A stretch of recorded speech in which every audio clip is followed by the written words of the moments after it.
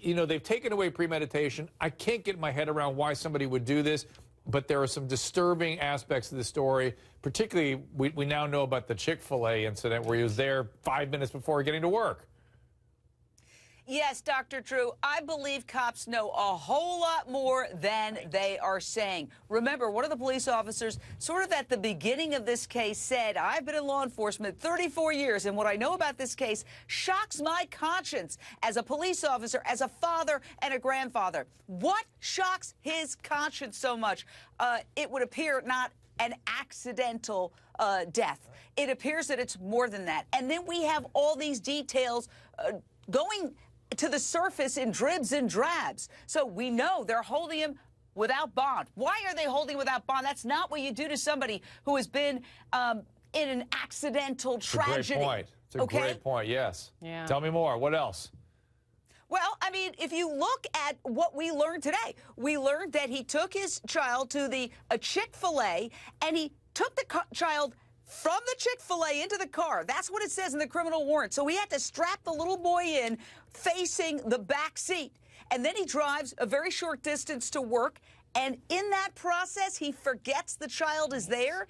And then he leaves work at lunch, goes back to the car. He doesn't smell anything. Now, Dr. Lawrence Kobylinski, the famed forensic scientist, told us the child was likely dead by that time because he might only last an hour in that intense heat of up to 130 degrees. No doubt. There would be decomposition. So wouldn't he smell well, something? Now, cynics listen, on my panel said they believe that he might have gone there to check and see whether the child was in fact deceased. But that's diabolical. I don't see diabolical there, but maybe you do. You tell me. Look, I have to say this. I do agree with Jane with regards to what she's saying. This is the thing, Dr. Drew. You don't want to believe this because this is horrible. If this is true and he did this intentionally, then we're looking at something on a completely different level. However, I agree with Jane in that the fact that if law enforcement is keeping him without bail, that there is a reason.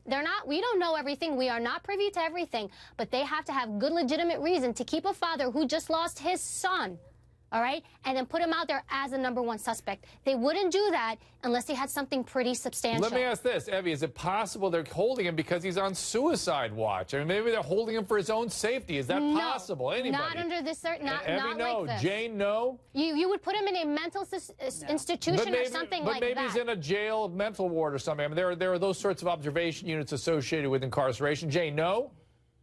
Look, I don't want to convict this man. He deserves his day in court. And the authorities during their news conference said today, we don't want to go into the details of the case because we don't want to create a situation where he's unable to get a fair trial. So they are really shutting down the information. But the fact is, a lot of it just doesn't make sense. Your own Facebook person just wrote, hey, if he thought he left his kid at daycare, why didn't he go to the daycare when he left work thinking, I left the kid at daycare? It doesn't add up. There were inconsistencies in his story from the get-go. I know, the first responders said that. That's what's disturbing. Sam, I'm overwhelmed by this case. I know it's hard to wrap your head around. I know how anybody could be that vicious. But Dr. Drew, I think what would be really telling is when we hear what his colleagues have to say about Justin Harris. How was he acting that day? Was he agitated? Was he acting normal? I think what they have to say will be really insightful to his frame of mind. I agree. And then the wife's going to tell us what kind of father he was, what their relationship was like. Erica, I hope you're having the same trouble I'm having getting your head around this. No, of course, we all want to think that we will go to the ends of the earth to protect our children. But of course, there are bad seeds or mental illness or whatever it is, and we just don't know yet. I completely agree with everyone on the panel that a lot of things don't make sense and they're not adding up. But I think that when the evidence comes out and he gets a thorough psychoevaluation and you get in all the input of the wife and the mother, you're being so reasonable, Erica. And Evie too, reasonable. This is a highly emotional story and a highly emotional case.